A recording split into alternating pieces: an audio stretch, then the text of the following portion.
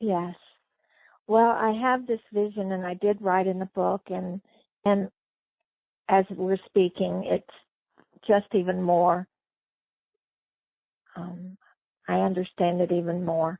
Is I feel that as Hawaii is being restored, that at one day in the future, it will once again be the heartbeat of the planet.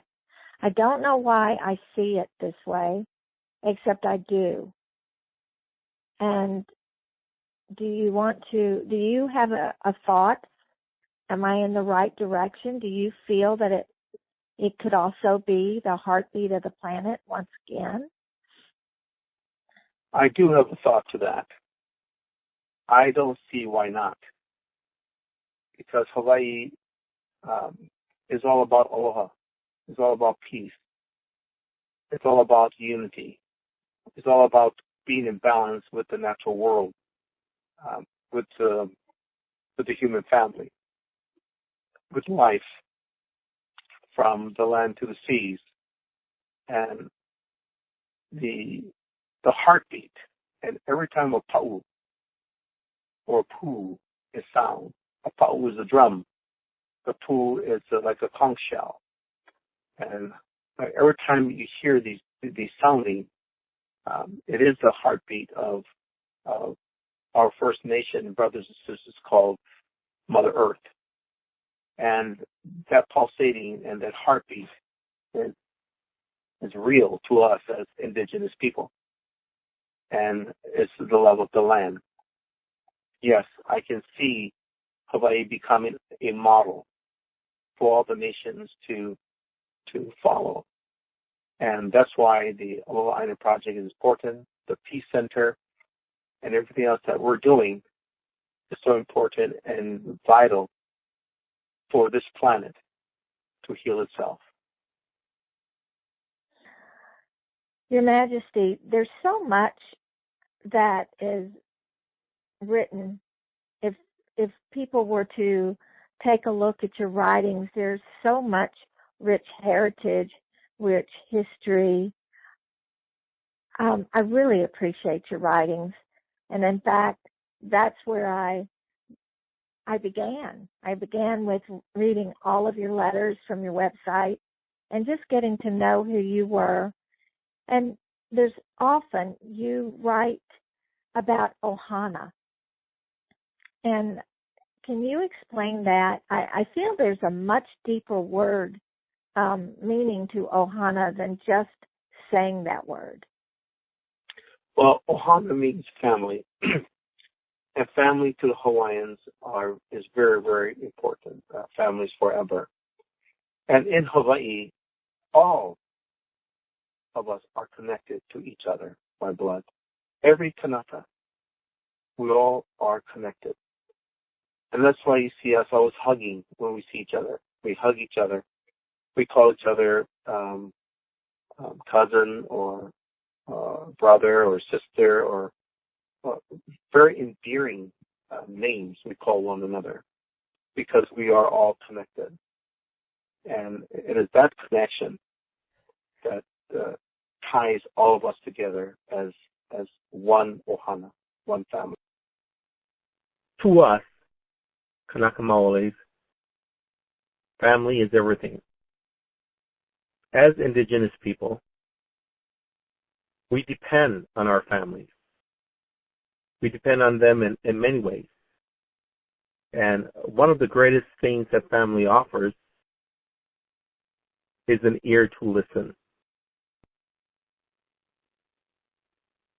And they love to give you their opinions all the time, even if you don't ask for it. Myself, I have 7 sisters and a brother. And I have learned a lot about politics in my family, in our household. Not only from my sisters and my brother, but also my parents. Current events was the topic at dinner time. Dad will ask us, what do you think of this and what do you think of that? And we would give our opinions. And that was my schooling growing up in our family, the Silva family. let's make no mistake here. There'll always be issues in the family. And I have them. We all have them.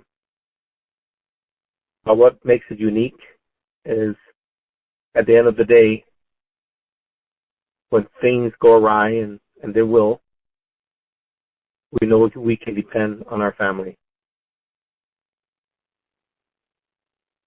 That is ohana. You know, when I traveled the world, when I was in the military, you can always find a Hawaiian with his ukulele. I used to have my ukulele with me as well. We felt naked without our ukulele and with our songs and our music, because everywhere we went, and if you say, is there any Hawaiians here? This is, yeah, just follow the ukulele noise or the sound. And there's a Hawaiian playing his ukulele and singing. And everywhere I was stationed, when I was serving the United States Army, I could always find a Hawaiian singing with his ukulele.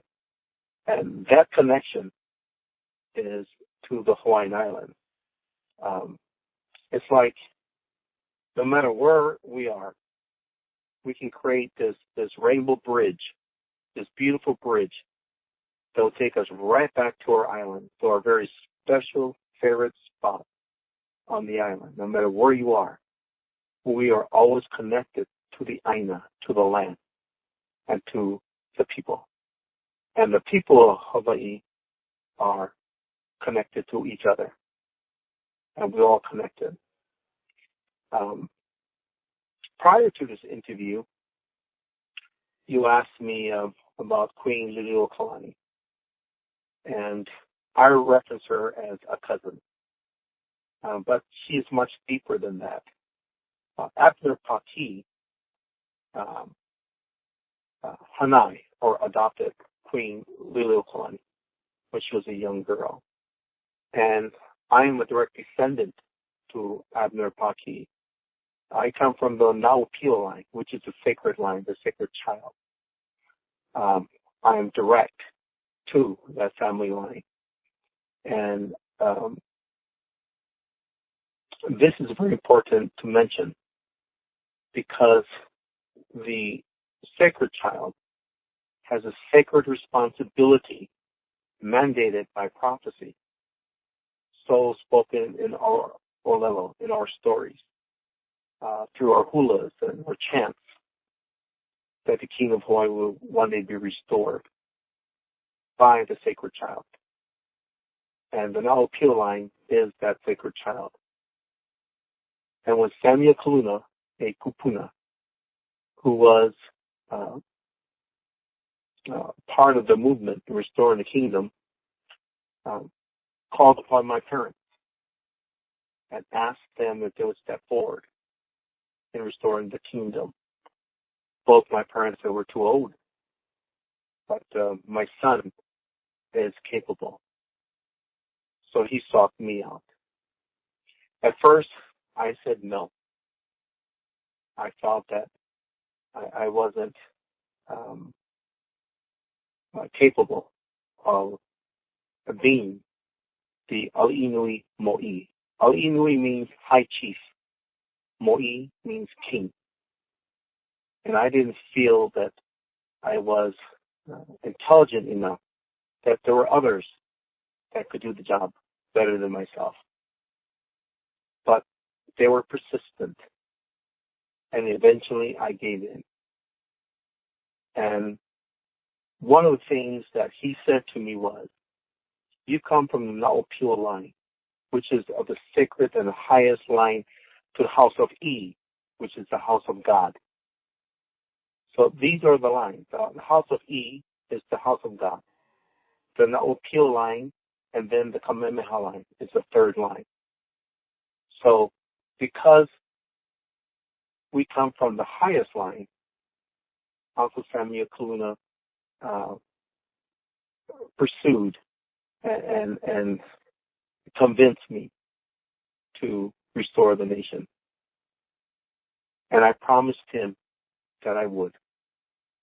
And since that meeting, since that conversation took place to this very day, I've kept that promise to restore the kingdom. And I continue to work in that endeavor.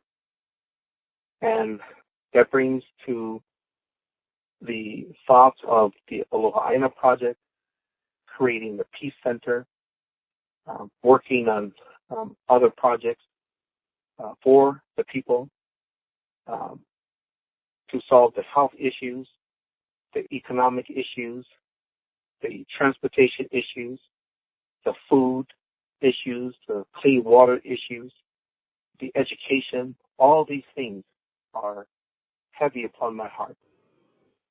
And it is, in my mind, to create the best possible way for people to live. And that is my goal.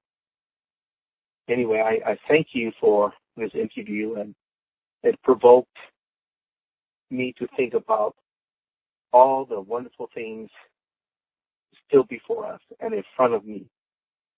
And it takes courage and faith and love and a lot of help.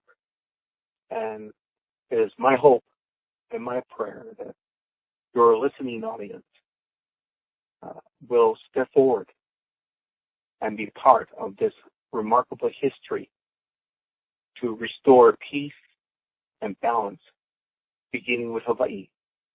And Hawaii will be the catalyst, the example, the model for the rest of the nation to follow. And I believe it's possible. I believe it's doable. And I believe it can be. Ali, I thank you for all the questions you've given me. But there's one question that I think you should ask me.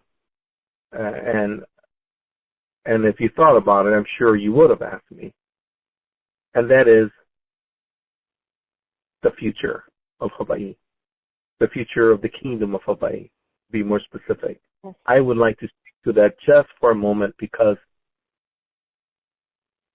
in my heart, in my mind, I don't think third dimensional anymore. I think 7 dimension. I think way out there. And I don't want my mind to be stuck in third dimensional thinking, because there's nothing there.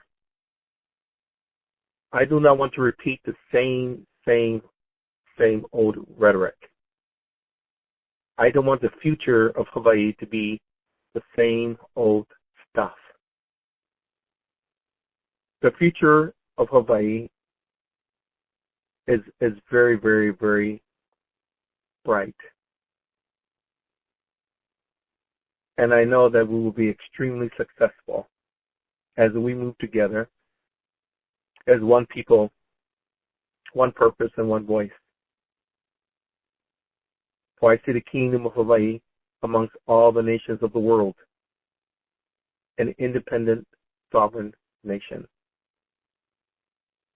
Earlier in this interview, we talked about the Peace Center. And the Peace Center is not going to replace the United Nations, although I think it will. But that's not my intent. But the Kingdom of Hawaii will unite all nations that will truly want peace. And that's what the future of Hawaii will offer, is that peace for all nations. And they will know, live, breathe, eat, drink unconditional love for that nation, their nation, and to live in harmony and peace with their neighbors. So the future of Hawaii is bright. We will bring the spirit of aloha to all nations around the world. We'll be strong economically. We'll be strong. Our people will be strong and healthy. We'll have the best education for our children. We'll be leading in technology. We'll be leading in the quest to restore this planet, to heal this planet. We'll be cleaning up the ocean. We'll be cleaning up the earth. We'll all be working together. We'll get rid of diabetes, heart problems, cancer, because the cure and the technology is already out there. And I will invite these scientists, these doctors, to perfect what needs to be perfected and offer it to the world.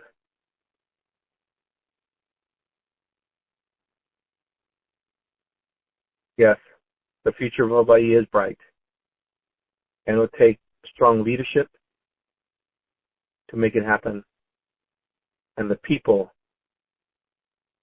to believe it as I do. And I believe I have that.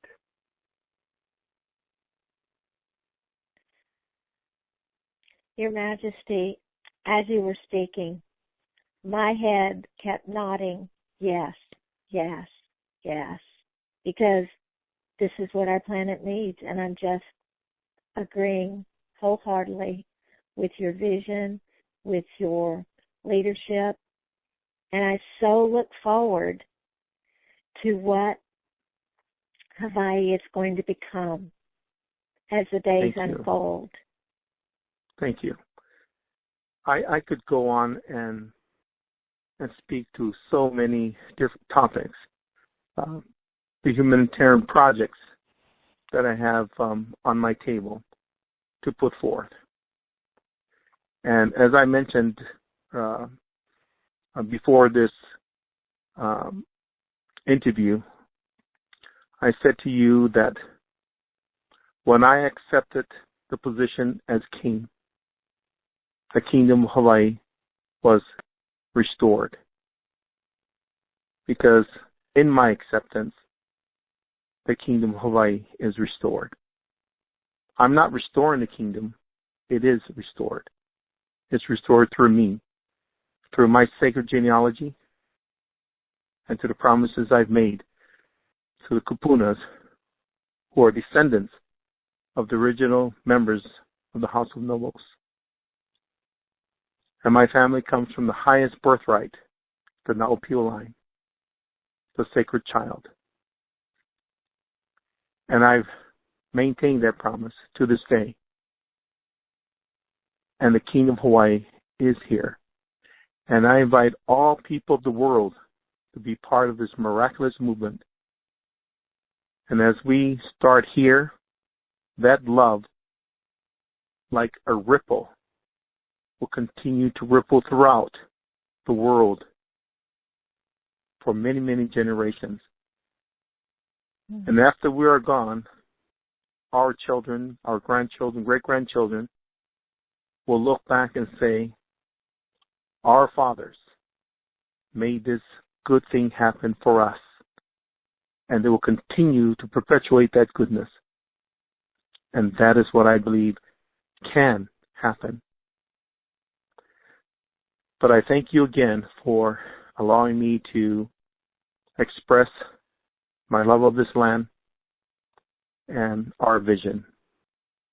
Thank you. And mahalo kia kua. Mahalo kia kua.